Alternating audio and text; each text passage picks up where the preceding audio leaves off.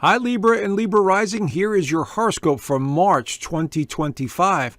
I'm astrologer Joseph Anthony. All right, we have a very big and very important month ahead. This is because we're in eclipse season again. So we have 2 eclipses, but that's not the big news. The big news is Venus is going to go retrograde. Venus is the ruler of Libra and Taurus. So if you're a Libra rising or a sun sign Libra, this will affect you this month. And again, this is a very general overview of what the astrology looks like because everyone has a different birth chart and the placements are different and everyone has a different birthday. But this will still give you a good idea of what's happening from the astrological movements. So the eclipses this month, one is going to highlight your 7th house of relationships. So a new person or several new people may be entering your life at the end of the month going into April.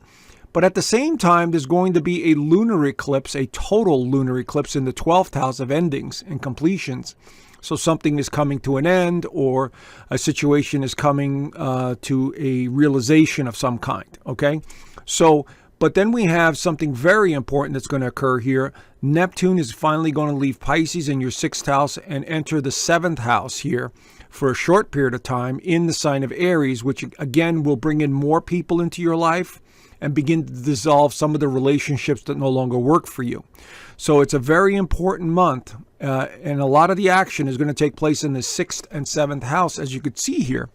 But when Venus, your ruler, goes retrograde, it tends to bring people back from the past, situations from the past, and it could have a lot to do with money matters as well. So let's dive in a little deeper and see what we see here. So as we start off the month of March, we have the Sun, Saturn, Mercury, the North Node, which is what you're striving for, and Neptune in Pisces in the 6th house of health and service. So what this means is for many of you, you are restructuring or focusing on your physical well-being, your daily routine, your service to others. Maybe you're taking care of pets. Maybe you are thinking about work of some kind and you're putting in the extra effort. Pisces is all about giving and sacrificing. And so we see the Sun here and Saturn. And the North Node is conjuncting Neptune here. See this? But they're both at 28 degrees. So something important is happening in this area of your chart. And maybe you're getting ready to do something big or, you have ideas about something that's coming your way that's going to be very important. So this is setting the stage as we start off the month of March with that energy there. Now, also, when we start off the month of March, we have Venus slowing down. Here it is in stationary position before she begins to go retrograde. And she will be retrograde all the way through April the 12th. And it'll backtrack into Pisces for a while. And then it'll move forward again and re-enter the 7th house. But Venus retrograde is retro, just meaning going in or going back. And it's the 7th house. So maybe you're revisiting an old neighborhood or reconnecting with old lovers or friendships that you haven't seen in a while. Maybe people from work. This is going to be the theme here. Or are you just going down the past and being very nostalgic in some way? Now, of course, Venus retrograde can have you focusing on financial matters as well. Obligations from the past, money that's owed to you, people that screwed you over with money. This could also be a theme here as well. So keep an eye on that because it's going to get a little tricky. And our motivation tends to drop off a little bit when our ruler is in a weakened position. Okay, so this is the kind of energy we have all throughout the month. Venus is like I said, is going to go direct on April the 12th. So this is the kind of momentum drive, that's subconsciously affecting us. Now, Mercury enters Aries on the 3rd, right there. Now, Mercury works very well in Aries, works a lot better than in Pisces.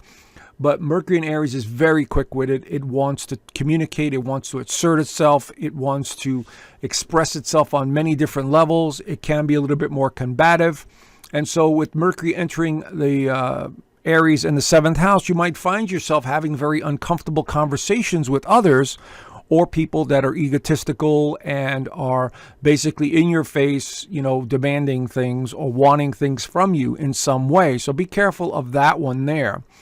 On the positive side, it's you getting to things very quickly. For instance, if you're counseling people or having conversations with them, you'll get to the point very quick, very sharp. Your mind will be super active. And so this could be some very interesting interactions with others. Remember, Mercury will go retrograde as well this month on the 15th. So now we'll have Venus and Mercury both retrograde in the 7th. So it's going to be a little tricky, no doubt about it. Now, let's talk about this total lunar eclipse in Virgo, because that's going to be monumental on the 13th and 14th. It'll be at 23 degrees of Virgo, so wherever that is in your actual birth chart, that's the area you want to focus on. Now, anytime we have a major lunar event that takes place in the 12th house, it usually signifies an ending, a completion, a realization of some kind. Now, this could be anything from a project completing or a loved one passing away or somebody moving away. It really depends on your own birth chart. I'm just giving you general overviews of what it means. And so Virgo is the sign of health. It's the sign of daily routine. It's the sign of being of service to others. And since we're looking at the 12th and the 6th, this could be the loss of a pet or illness of someone else in your life, and you're worried about them leaving, that kind of energy. But it's a realization as well, coming to a chapter in your life going, okay, I've done this, this, and this. Now I need to move on to this, this, and this. So anytime we have a set of eclipses, there's a lunar eclipse, which brings in endings. And then at the end of the month, we'll have a solar eclipse, which brings in new beginnings. So this is how the cycles work symbolically. And so this Virgo energy is all about analyzing the small details. Are you in the right place? Is your health okay? Are the people in your life healthy? And, how can you be of service? And are you, or can you improve your current situation with either your job or your health? And that's the theme here. So over the course of the next 6 months to a year, this eclipse and the other eclipse at the end of the month will be active, which means they have an opportunity to manifest these realities. Eclipses can take up to 6 months to manifest. They don't just happen on that day or a couple of days before on either side. They are much stronger, much more powerful. And so we may see that evolving over the course of the next 6 months or so. Now, here we are on the 15th, and Mercury begins to go retrograde. So talk about a confusing month. On the one hand, we have all this sort of completion and endings and review process. But towards the end of the month, we have all this energy. It's about motivation and drive and determination. But Mercury going retrograde here is now joining Venus. So important conversations from the past are continuing to be ramped up here. And so maybe an ex-lover has done you wrong and you need to rectify it. Maybe somebody comes back into your life to resolve some type of issue that you had in the past.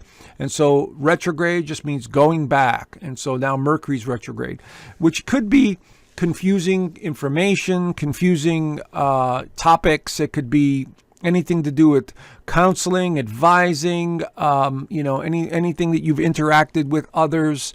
You're sort of reliving in your mind with Mercury retrograde in Aries, along with Venus.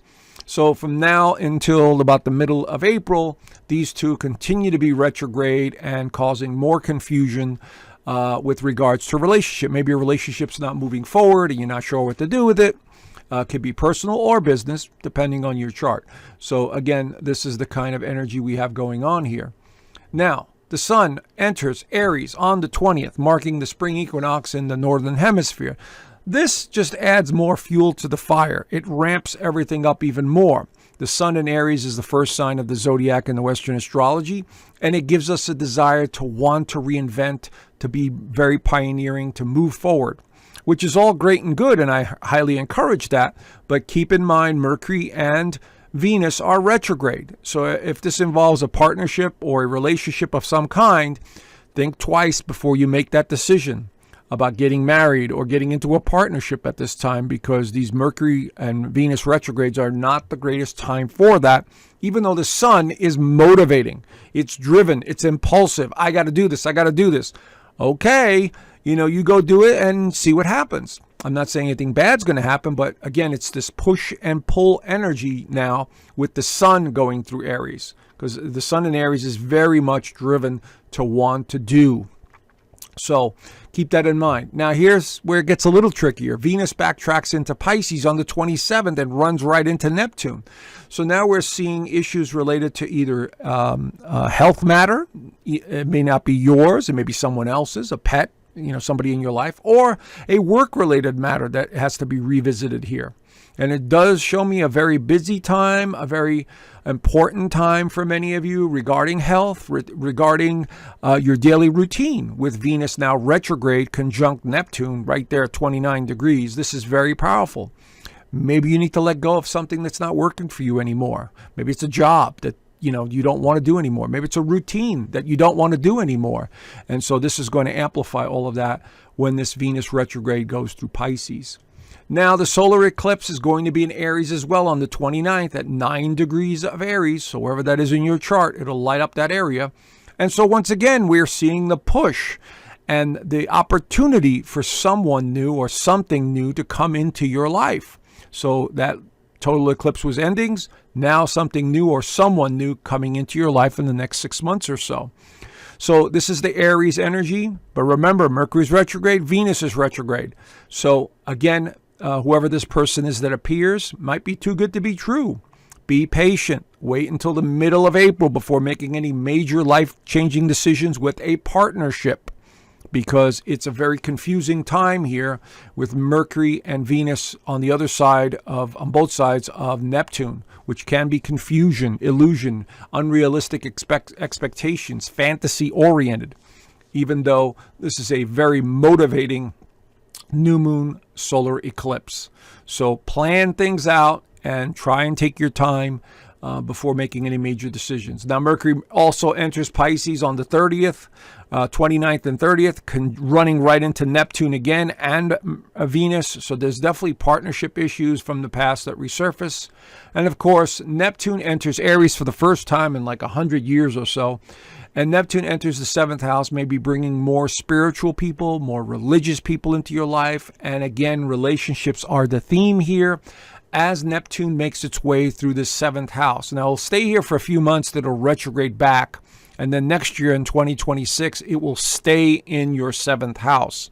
So relationships continue to be the theme between Neptune and the solar eclipse in Aries, which is the second solar eclipse that's occurred in this house. So relationships are going to be very important beginning this month. All right. So there's a brief overview of what I see here.